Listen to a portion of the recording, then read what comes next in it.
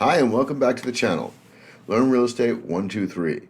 Today is part 3 of the power of leverage in real estate. We're going to look at how to offset the higher interest rates and why you really don't need to worry about the higher price, and how to use leverage in other investment classes so you get a better idea of why it works so well in real estate. Like the video, leave a comment, subscribe to the channel, and here we go. Today is a high interest rate, or at least higher interest rate environment, and higher prices at the same time. But everybody tells you that that's really not supposed to happen. Surprisingly, it almost always does. Higher interest rates and higher prices go together like peanut butter and jelly. And this market is no different. So by using leverage and putting down as little as possible, you free up quite a bit of capital in order to invest in other indices. So for example, when you're putting down as little as possible, let's say you're putting down 5% on a $700,000 purchase as opposed to 20%, the advantage is huge. First of all, 5%, $700,000, $35,000 invested. 20% would be $140,000 invested. The difference is you can take the money that you saved and now you can make that money work for you. How do you do that? Very simple. Take that money that you saved and not putting it into the house where it's doing absolutely nothing, and invest in something like gold, silver, commodities, or if you want a safe bet, a 12-month CD would work really nicely, because the interest rate right now is about 6% return on your money.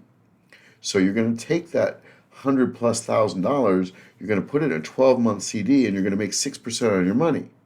Well, today's interest rate on the mortgage is 6.75, so it's an obvious offset, and it makes your money make money and help you absorb that impact. It's kind of like just shifting debt. It's a really good idea, and it's extremely powerful. So why don't I have to worry about the prices? Well, it's really simple.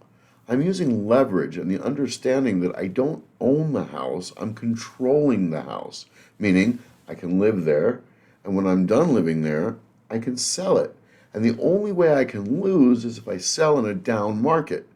But as long as I sell in an up market, I'm going to make the equity that I would have made no matter what, and I have my original investment still in the property, so I'm going to get that back. And the odds are I'm not going to be there very long. So if I'm there past 2 years, why 2 years? It's the magic date. 2 years plus, and I get all my returns tax-free. There's no capital gains. So now I don't even have to pay taxes on this money. I used a little bit of money to make a lot of bit of money, and I'm happy. So I'm not worried about the prices because I'll never get there. So I explained that in the last video.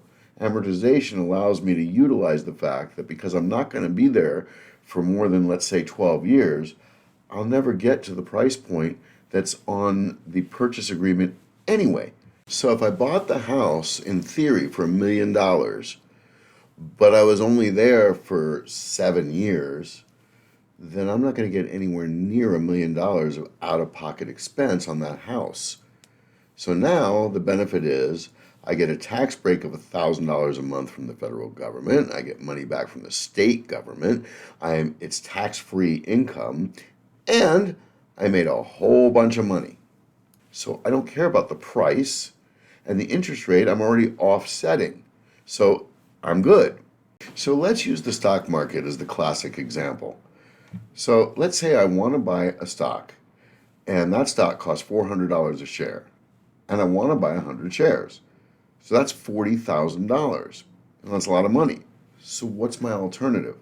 My alternative is called a stock option, which is kind of like renting a stock. So there's a designated time period, and in that designated time period, I control the stock. I don't own it, but I control it. And during the time period that I control it, I can do the same thing as if I own it.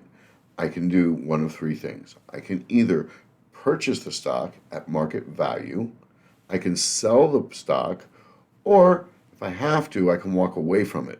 But my loss is only $400. So let's say that the stock goes up $150. $150 per share at 100 shares is $15,000. Nice gain. But if I own the stock, to get that $15,000, I had to be invested $40,000. But if I'm using a stock option, that same $15,000 in gain only cost me $400. And that's the classic example of leverage. Time and money equals gain. And it's the same thing with a house. By putting a little bit of money down, I'm using the bank's money to leverage that asset. And that's the most powerful thing that I can do, because when I sell it, I will get the maximum amount of profit with a very little investment. And since I'm taking that money that I'm saving and I'm investing it in another vehicle so that my money makes money, I'm golden. And I'm not worried about the price. Well, that's the video. That's the power of leverage. And that's Learn Real Estate 123. Thanks for watching.